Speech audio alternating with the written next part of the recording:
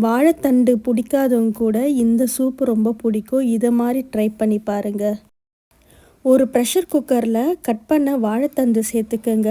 இது கூட கட் பண்ண வெங்காயம், கொஞ்சமாக பூண்டு, கொஞ்சமாக சீரகம், கொஞ்சமாக மிளகு, ஒரு சிட்டிகை மஞ்சத்தூள், 2 கப் தண்ணி சேர்த்துக்கங்க. கொஞ்சமாக உப்பு. ப்ரெஷர் குக்கர் மூடி போட்டு ஒரு 2லேருந்து 3 விசில் வரட்டும். கொஞ்சமாக வாழைத்தண்டு எடுத்து ஒரு மிக்ஸி ஜாரில் அரைச்சிக்கலாம். மீதி தண்டு அதோட தண்ணியை ஒரு பவுலில் எடுத்துக்கலாம். இப்போ ஒரு கடாயில் கொஞ்சமாக எண்ணெய் சேர்த்துட்டு கட் பண்ண 3 சின்ன வெங்காயம், அரைச்சி வச்ச வாழைத்தண்டு பேஸ்ட், எடுத்து வச்ச மீதி வாழைத்தண்டு தண்ணியை இதில் சேர்த்துக்கிறேன்.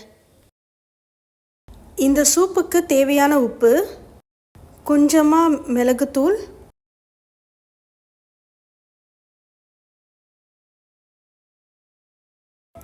நல்லா கொதி வந்ததும் 1 டீஸ்பூன் கார்ன்ஃப்ளவர் மாவை தண்ணியில் கரைச்சி இதில் சேர்த்துக்குங்க. கொத்தமல்லி. ரொம்ப ஹெல்த்தியான சுட சுட வாழைத்தண்டு சூப் தயார்.